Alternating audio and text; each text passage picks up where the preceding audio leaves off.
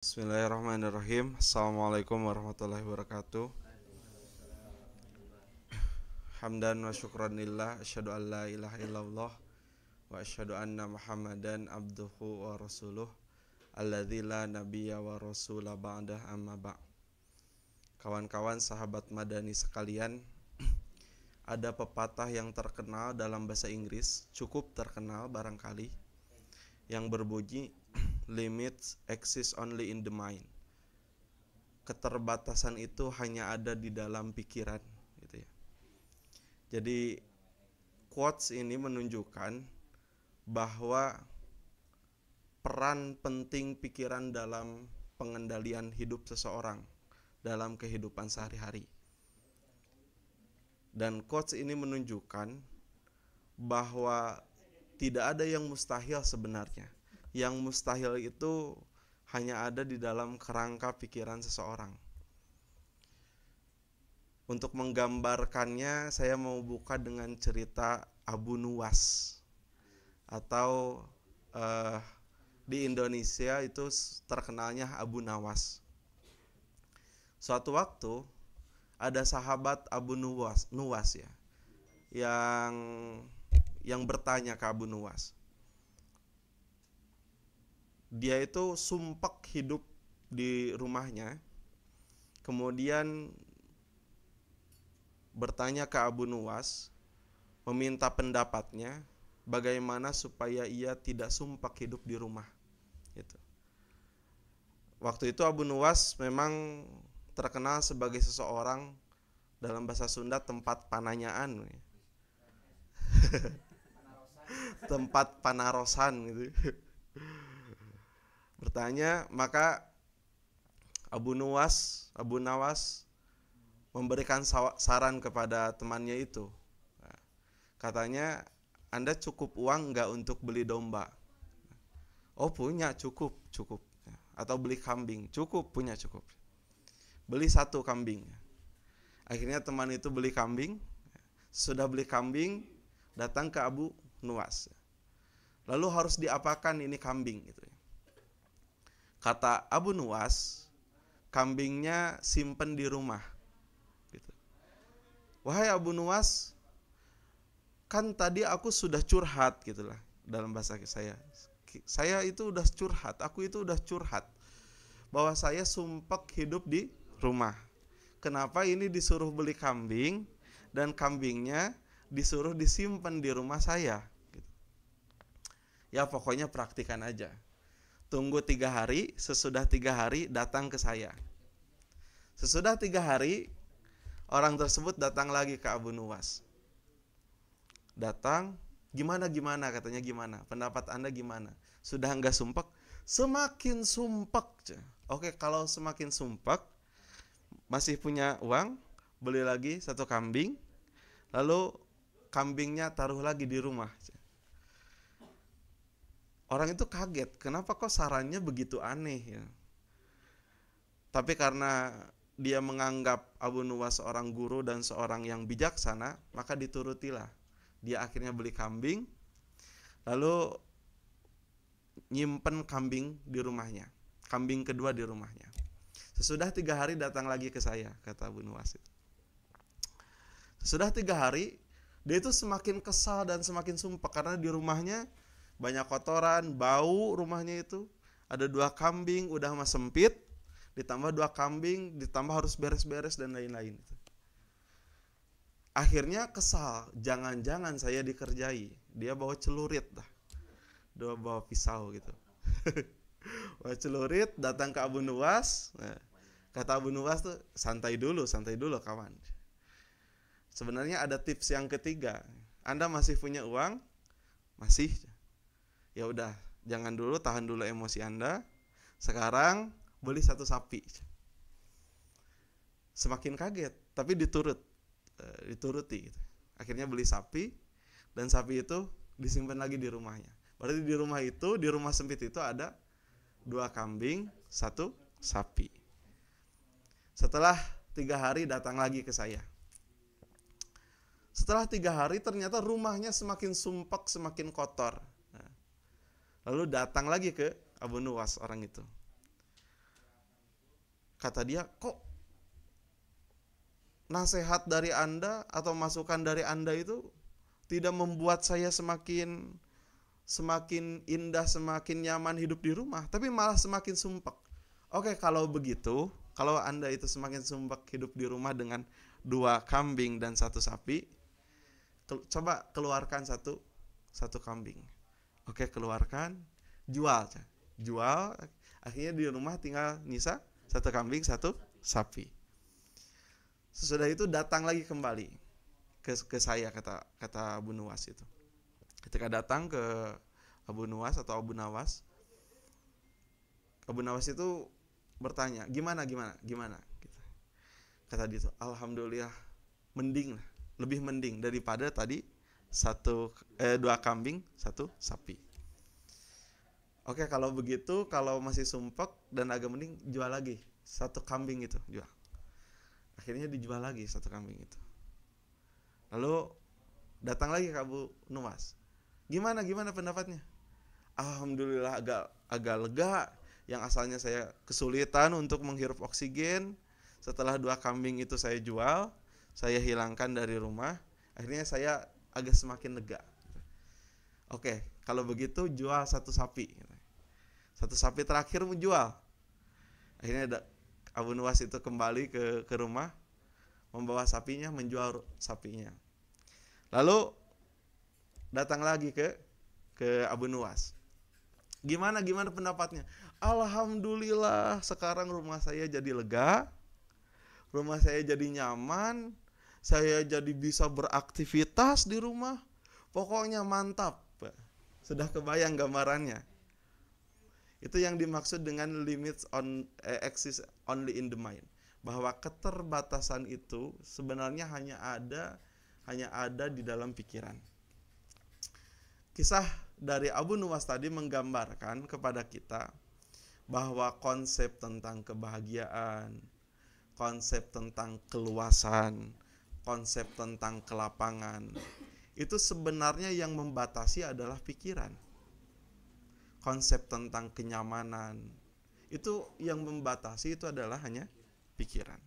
Pikiran menjadi pembatas gerak langkah kita dalam mencari kebahagiaan selama kita hidup di dunia. Maka seorang filsuf asal Prancis yang bernama René Descartes, nulisnya Descartes, pernah berkelakar cogito ergo sum. Aku berpikir maka aku ada. Ini menggambarkan bahwa pikiran seseorang itu menempati posisi sentral di dalam menjalankan kehidupannya. Kisah kedua, kisah yang tak kalah menarik juga, yang dipaparkan oleh Syekh Muhammad Zaid Ramadan Al-Buti. Suatu waktu ada musafir lah, yang musafirnya itu dia tidak memiliki rumah. Dia hidup dari masjid ke satu masjid ke masjid yang lain.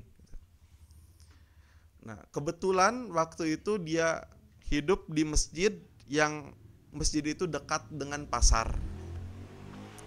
Dan dia tinggal di sana gitu. Dan di masjid itu sudah ada DKM lah mun aya namanya, imam masjid ya, yang suka mimpin sholat, yang suka jadi imam sholat gitu. Di pertemuan keberapa ya, ketiga atau keempat kali dengan musafir itu, imam masjid itu bertanya, Anda itu dari mana? Hidupnya gimana?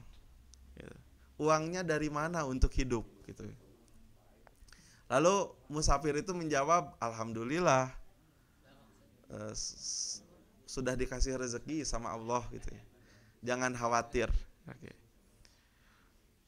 Di pertemuan selanjutnya, imam masjid itu kebetulan bertemu dengan musafir itu di pasar. Lalu bertanya lagi, Anda itu sebenarnya kerjanya apa? Hidupnya dari mana? Jawabannya sama. Alhamdulillah, saya sudah dijamin oleh Allah. Hidup saya sudah dijamin oleh Allah. Rezeki saya sudah dijamin oleh Allah gitu. Di pertemuan ketiga, imam masjid itu bertemu lagi dengan musafir di masjid. Lalu bertanya, Anda itu hidupnya dari mana sih uangnya? Gitu. Kok bisa santai hidup gitu? Akhirnya dia cerita jujur. Sebenarnya ada salah satu seorang donatur yang rutin memberikan semacam gaji bulanan kepada saya gitu. Dan saya hidup dengan uang itu. Apa jawaban dari si imam masjid? Jawabannya alhamdulillah gitu. Alhamdulillah, saya mendengar jawaban Anda yang ketiga ini, saya teu hariwang deui gitu. Tos tangtos aya nu ngarezekian, tos tangtos aya nu masihan cenah kitu tiap bulan, tiap sasi. Maka jawaban dari musafir itu menohok dan mengagetkan. Kayaknya selama saya berhari-hari menjadi makmum sholat, ya, sholat ke Anda sebagai imam, kayaknya sholatnya harus diulangi lagi. Lah kenapa? Anda itu aneh, ketika saya bilang Allah sudah merizkikan, Anda itu nggak percaya. Sampai beberapa kali bertanya. Tapi ketika saya bilang bahwa ada seseorang, donatur, yang ngasih rezeki kepada saya, Anda itu jadi gak gelisah gitu. Aneh gitu. Masa saya menjadi makmum kepada orang yang musyrik gitu. Ini menunjukkan bahwa tadi pikiran itu membatas kita, membatas konsep kelapangan, membatas konsep rezeki gitu. Apa yang kita pikirkan ya, belum tentu sesuai dengan apa yang dikonsepkan oleh Allah Subhanahu wa taala. Apa yang kita sebut bahagia di dunia belum tentu sesuai dengan konsep kebahagiaan yang diturunkan atau yang dicanangkan oleh Allah Subhanahu wa taala. Maka imam tersebut mendengar jawaban dari musafir itu tertegun luar biasa.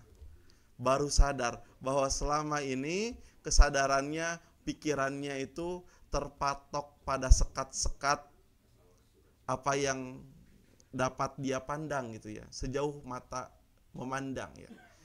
Terpatok dengan sekat-sekat itu gitu ya. Lalu kisah yang ketiga, kisah seorang yang terkenal dengan orang soleh ya, orang soleh.